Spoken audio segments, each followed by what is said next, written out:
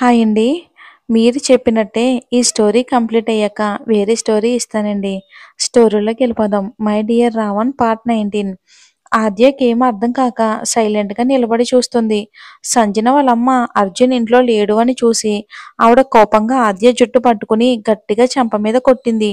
ఆ ఫోర్స్‌కి ఆద్య కింద పడి ఏం అర్థం కాక ఎందుకు కొట్టిందో తెలియక ఆవిడ్ని చూస్తూ ఉంది ఆద్య. ఏంటే ఏం తెలియలేనట్టు నంగనాచిలా నటిస్తున్నావు? నా అల్లుడిని వల్లో వేసుకుని ఇష్టం వచ్చినట్టు ఆడిస్తున్నావు. నా బిడ్డని చంపేయాలని చూస్తున్నావు. ఇంకా ఏం తెలియనట్టు ఏమైంది అని అడుగుతున్నావేంటే అని మళ్ళీ ఆద్య జుట్టు పట్టుకుంది ఆవిడ. ఇంద్రజ గారు వచ్చి ఆవిడ్ని లాగిపెట్టి కొట్టారు. అమ్మా, నువ్వేమనుకున్నా ఇది నాకు ఒక పని మనిషి మాత్రమే.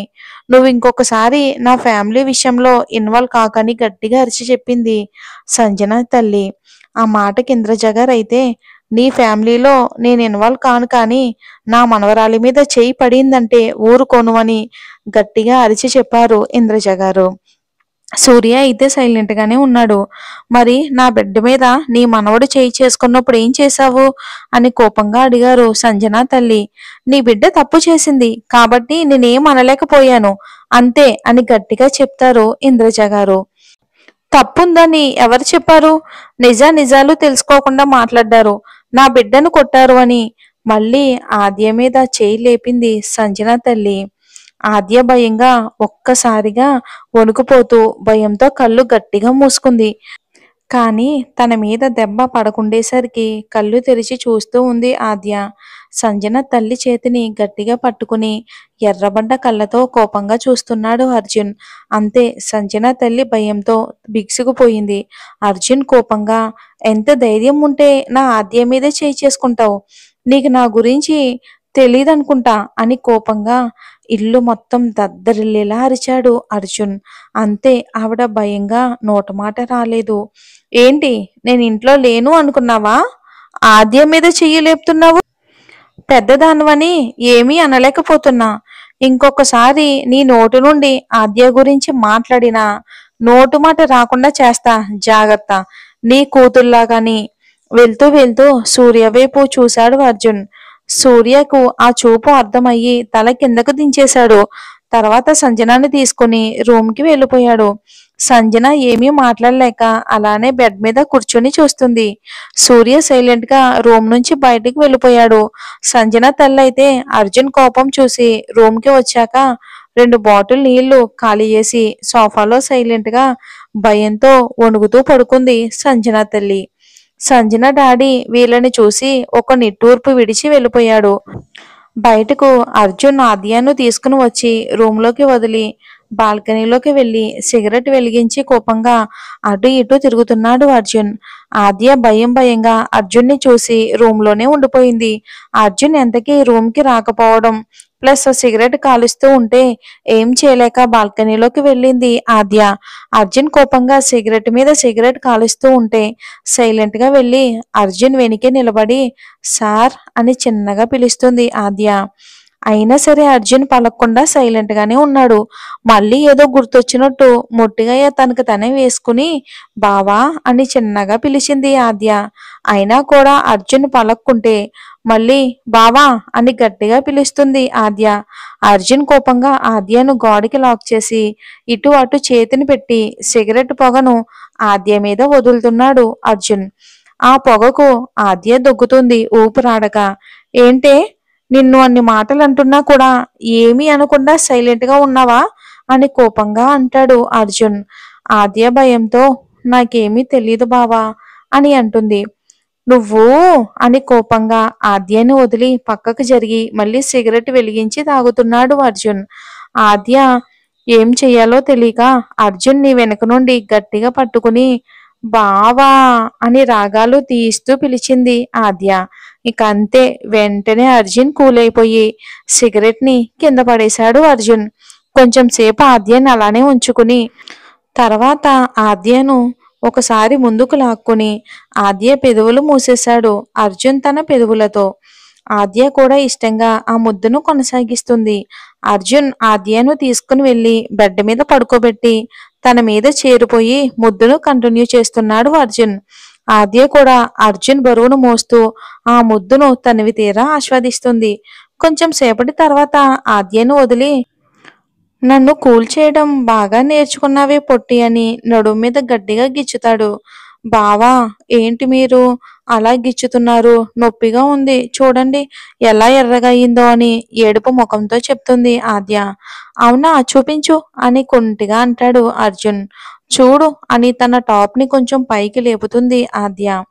అర్జున్ ఆద్య ముందు మోకాల మీద కూర్చుని ఆద్య నడుమును చూస్తూ గట్టిగా కొరికేస్తాడు అర్జున్.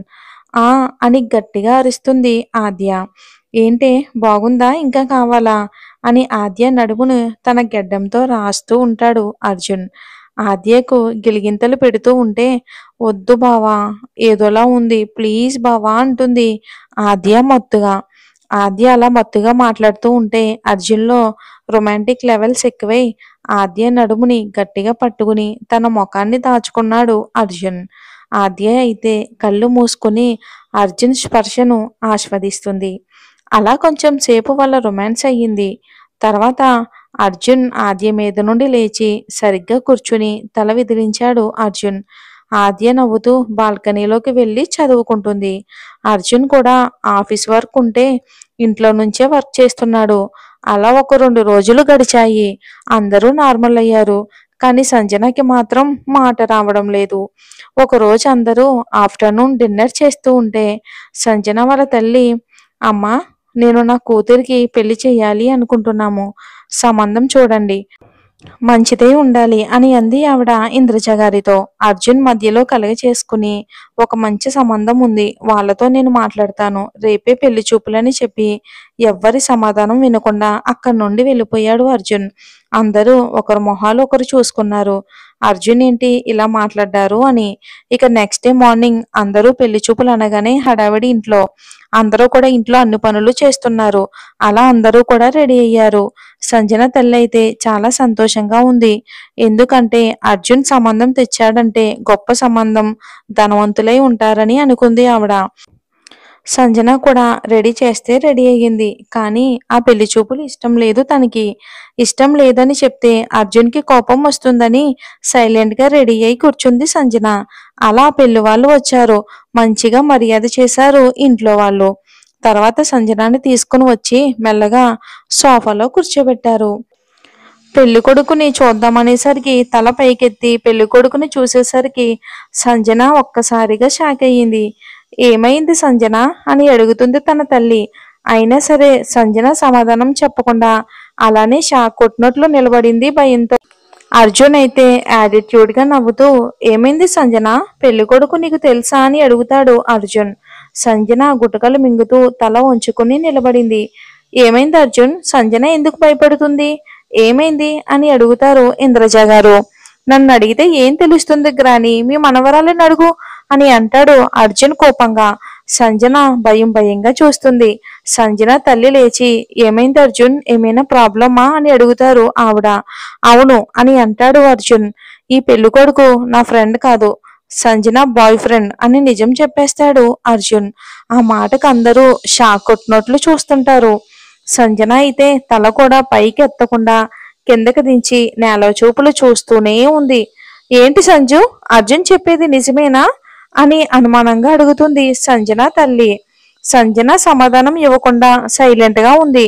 తను ఎందుకు చెప్తుంది అత్త, వాడు జస్ట్ బాయ్ ఫ్రెండ్ మాత్రమే కాదు, ఇంకా చాలా అని కోపంగా అంటాడు అర్జున్. ఇంకా మ్యాటర్ మొత్తం అర్థమై అందరూ సైలెంట్ గా ఉన్నారు. సంజన తల్లి కూడా ఏం మాట్లాడలేక సైలెంట్ గా ఉంది. ఇంకా కానివ్వండి, పంతులు కూడా వచ్చాడు, పెళ్లి 1 వారంలో ఉండేటట్లు చూడండి పంతులు గారు అని అర్జున్ అంటాడు కొంచెం బేస్ వాయిస్ తో. కరెక్ట్ గా 10 రోజుల్లో పెళ్లి ముహూర్తం ఉంది అని చెప్పి పంతులు గారు కూడా అక్కడి నుండి వెళ్ళిపోయారు. ఓకే అరుణ్, ఇంకో 10 రోజుల్లో పెళ్లి ఖర్చుకి సంబంధించినవన్నీ కూడా మావే. పెళ్ళి అయినాక అమ్మాయి మీ ఇంటికి వచ్చాక మాకు అస్సలు సంబంధం లేదని వాళ్ళ ముందే ముఖం మీదే చెప్పేశాడు అర్జున్. అరుణ్ భయంగా, ఓ ఓకే ఓకే సార్, మీరు ఎలా చెప్తే అలా అని చిన్నగా అంటాడు. తర్వాత అరుణ్ వాళ్ళు వెళ్ళిపోయారు. సంజన ఏడుస్తూ సోఫాలోనే కూర్చుండిపోయింది. కానీ తన్ను ఎవ్వరూ కూడా ఓదార్చడం లేదు. అర్జున్ అయితే, ఎవరు చేసిన పాపానికి వాళ్ళకే శిక్ష. అండ్ నీ గురించి ఏమీ తెలీదు, ఏం చేసినా ఏమీ కాదులే అని నువ్వు అనుకున్నావేమో. నేను జస్ట్ చూసి వదిలేసా అంతే.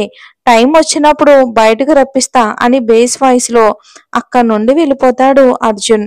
సంజన ఏడుస్తూ రూంలోకి వెళ్ళిపోయింది. అలా వారం రోజులు గడిచిపోయాయి. తెల్లవారితే పెళ్లి, కానీ సంజనాకి పెళ్లి ఇష్టం లేదు. అదే మాట అరుణ్కి చెప్దామని ఫోన్ చేస్తే అసలు బావకి తన మ్యాటర్ ఎలా తెలిసింది అని అరుణ్తో మాట్లాడదామని ఫోన్ చేసింది అరుణ్కి. అటు సైడ్ నుంచి ఫోన్ లిఫ్ట్ చేసి కేర్లెస్ గా చెప్పు అంటాడు అరుణ్. సంజనకి ఖాళీ. ఏంద్ర చెప్పేది?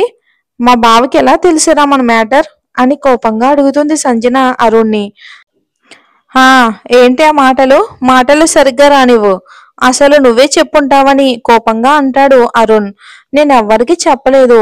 సరే బావకి తెలిసింది, ఓకే. నన్ను పెళ్లి చేసుకోనగానే చేసుకుంటావారా? నా డబ్బును చూసి చేసుకుంటున్నావు కదా అని కోపంగా అంటుంది సంజన. హలో మేడం, నేనేమి నిన్ను చేసుకుంటాను అనలేదు. మీ బావతో నేను డైరెక్ట్ గా చెప్పేశాను సంజనాని పెళ్లి చేసుకోను అని.